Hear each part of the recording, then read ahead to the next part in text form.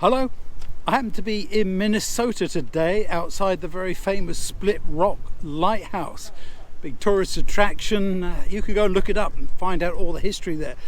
The history I want to talk about today is the covenant with Abraham, number 7 in our series on the book of Genesis.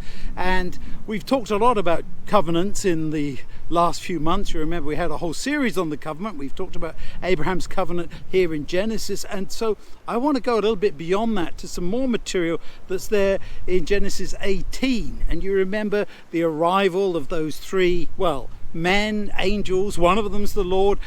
As you go through the story there in Genesis 18, you'll find that they're called different things, and that's a rather odd situation anyway, but we won't stop with that. What we want to concentrate on is his message, the Lord's message to Abraham, that Sarah's going to have a son. By the time he comes back in the following year, they will have had a son.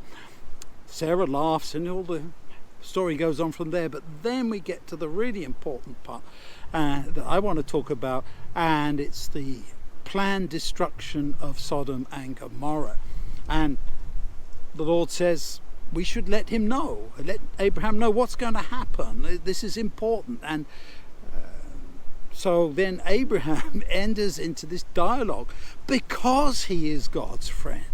Just like Moses, he is worried about God's reputation. And you remember his bottom line: shall not the God of all the earth do right? Shouldn't you, God, do the right thing? That's the important thing as far as Abraham's concerned. He wants to be sure that God isn't going to be misunderstood as being destructive of good people as well as the bad. So he really wants to intercede with God on behalf of Sodom and Gomorrah. And you remember how it goes. He starts off with 50 and then goes 45 and then goes eventually down to 10.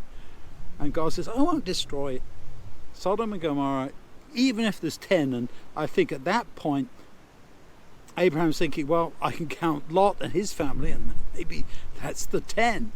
But of course, as we know from the rest of the story, the angels do go there and they rescue Lot and those of his family who will go, and they tell them to run and don't stop running until you're out of the valley, away from the destruction that's coming.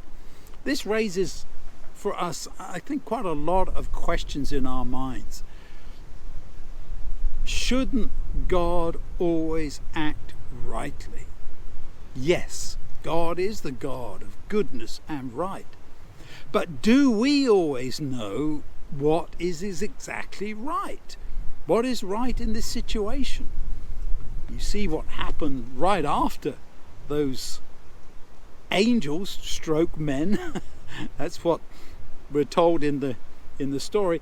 Arrived there in Sodom, and these people, all the men from Sodom, come and gather around and demand that Lot bring out those men, in fact the angels, so they can have sex with them. It's an absolutely deplorable, disgusting kind of situation, and gives us the reason why God has to act in a certain way.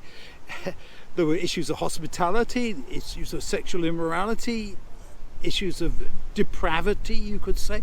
So many reasons why Sodom and Gomorrah have passed the limit, and why God has to take this very severe action. It's a tragedy. And I don't want to point to specific things and say, that was the worst part. What I want to say is that these people weren't looking for God in any way, and they only wanted to do what was evil, just like the people in the time of the flood. So God has to do some surgery. He has to remove their influence. He has to rescue Lot, who made a very poor choice in going into the plain there with Sodom and Gomorrah. And he has to help Abraham to see that he's going to always do the right thing. We need that long-term perspective too. We need to understand that whatever we might think, God can be trusted to do what's right.